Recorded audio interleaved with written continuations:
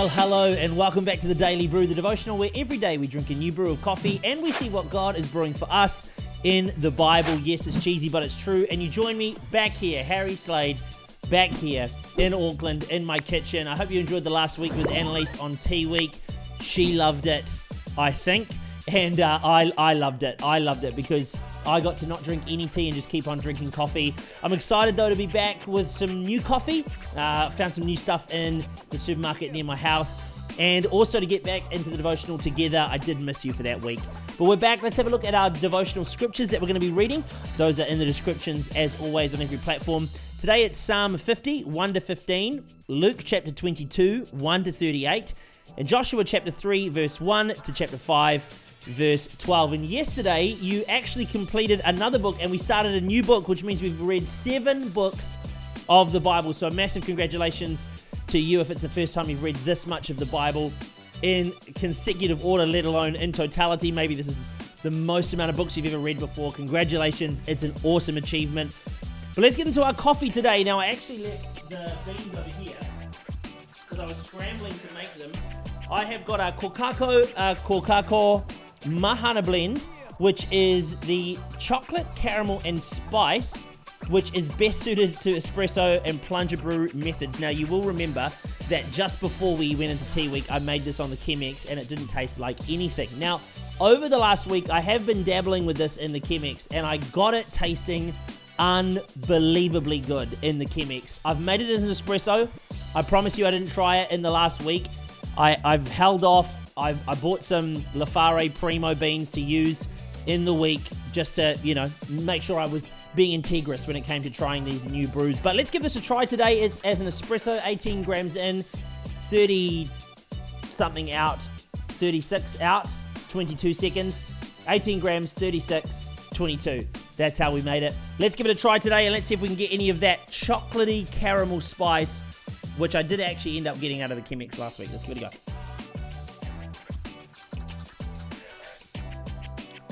Okay. Yeah, I mean, it's definitely got the chocolatey caramel in there. There's a hint of spice at the start.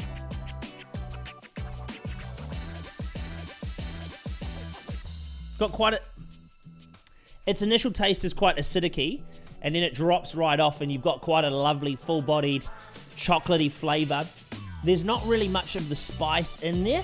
It's not as spicy as maybe you'd think it would be if it was, if it's labeled that it's going to have spice in there. So, an okay cup of coffee.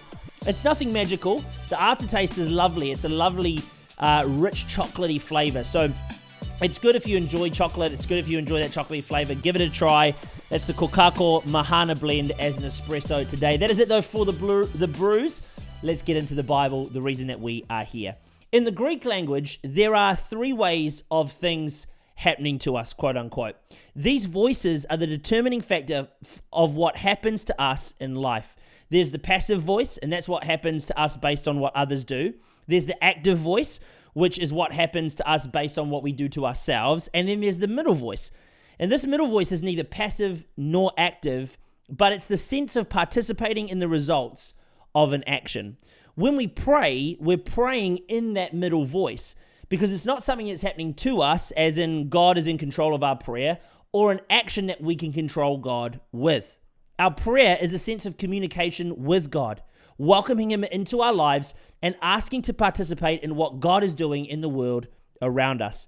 God involves us and remains in control, all while giving us freedom. This is His grace at work within us. Our part to play is made up of 3 parts, as seen in our psalm today. The first thing we have to do, or the first part we get to do, is to thank God. The psalmist writes about sacrificing thank offerings to God. For us today, it's about returning to God with gratitude and thankfulness for all the good things God has done in our lives. I want to encourage you to make it a habit of yours to stop at the end of the day and thank God for His goodness. The second thing we get to do is we get to call on God. God says to call upon Him in the days of trouble. As I get older, I get more aware of the trouble that we're facing in our days. Our reaction is a tension of faith and freak out. If our faith is in God, we'll call upon Him, and if it's not, we find ourselves freaking out. Then we'll call upon other things in the days of trouble, but our job is to call upon Him. The third thing is that we get to honor God. When we're delivered from the trouble of what we're facing, it's God's expectation that we would return to Him and honor Him. We do this both in word and in action. We have to decide, am I going to honor God with my actions or not? If we do not honor God with action, then we're not really honoring Him. If you're far from God at the moment, or maybe you haven't done any one of these things lately, I want to encourage you to lock in today and start to do them. Watch as God is faithful to you in your life in response. Do you know there's power in your prayer? There are three main characters in today's devotional in our New Testament reading. We've got Judas, Simon Peter, and Jesus. Jesus, he actually prayed for two of these characters, and the other he did not. The first of our characters is Judas. And the puzzle of Judas is that he was one of the 12 disciples. He had proximity to Jesus. He saw the same miracles. He heard the same messages. Yet he allowed evil into his heart and ultimately chose to betray Jesus. You might think, but wasn't it prophesied that Jesus would be betrayed?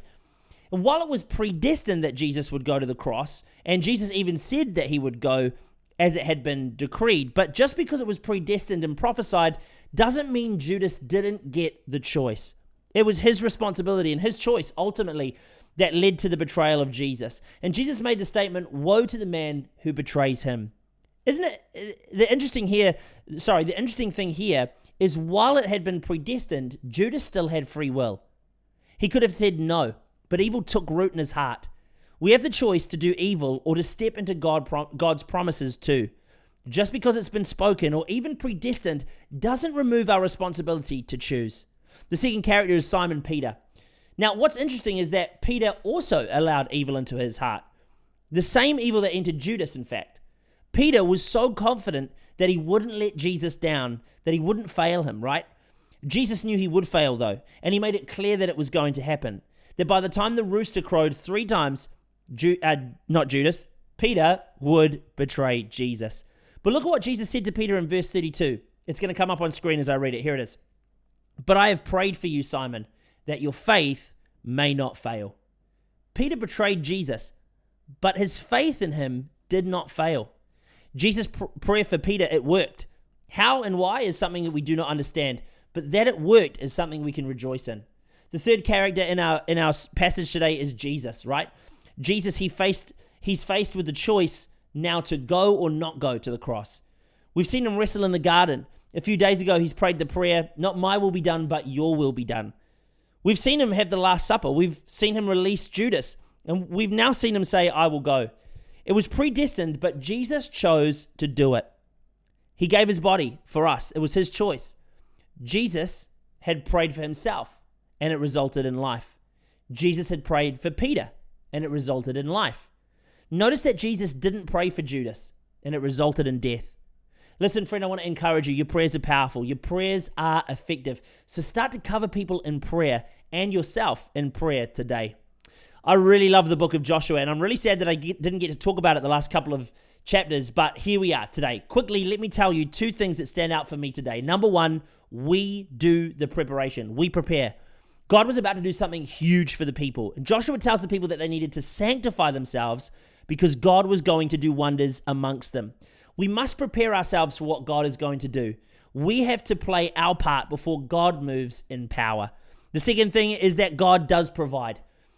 After they had prepared, God provided. He opened up the waters and helped people move towards their promise. God continued to provide time after time after time. But watch, God only provided what they needed and no more. God will supply all of your needs. This is a test in a culture of abundance. Will we be okay if God provides what we need and not run to others to satisfy things? Or that made no sense. I almost made it through. That made no sense. Let me read this again. This is a test in our culture of abundance. Okay? Will we be okay if God provides what we need and not feel the need to run to others to satisfy what we want? That's the test. Will we settle for God and what he needs, or will we search for more and what we want? That was way better, that one. Verse of the day. Yes, verse of the day today. Let's have a look. Psalm 50 verse 14 says, "Sacrifice thank offerings to God. Fulfill your vows to the Most High." Why do you think it's often referred to when it comes to thank offerings as a sacrifice of praise, a sacrifice of thanks? I think it's because it costs us something. It's not always easy to thank God and return to Him for all the good things that He has done. But we're encouraged time and time again in Scripture to offer up these sacrifices of thank offerings to God. To be fair, it's one of the easiest sacrifices we could make to the Lord. So let's make a practice and a habit of doing this daily. Sacrifice thank offerings to God. Give it a try. And that is it for today. Day 113 done and dusted on the Daily Brew. Thank you so much for joining me back here in my kitchen in Auckland. I pray God is speaking to you through these scriptures as He is with me. Hey, a massive thank you to everybody who's already subscribed on YouTube. Click the bell and like this devotional video. Thank you so much for doing that. Also, a massive thank you to all of you who have followed the podcast on Spotify, rated it on Spotify, and also on Apple Podcasts. Thank you so much for doing that. A massive shout out to you as well. If you continued on this journey for 113 days, we're doing some mammoth efforts. Don't worry, we've still got 2/3 to go. So stick around, come back tomorrow for a new brew. I found this brew, it's interesting. I'll see you tomorrow back here on the Daily Brew for day 114. 114 days of reading the Bible. That's pretty good. See you then.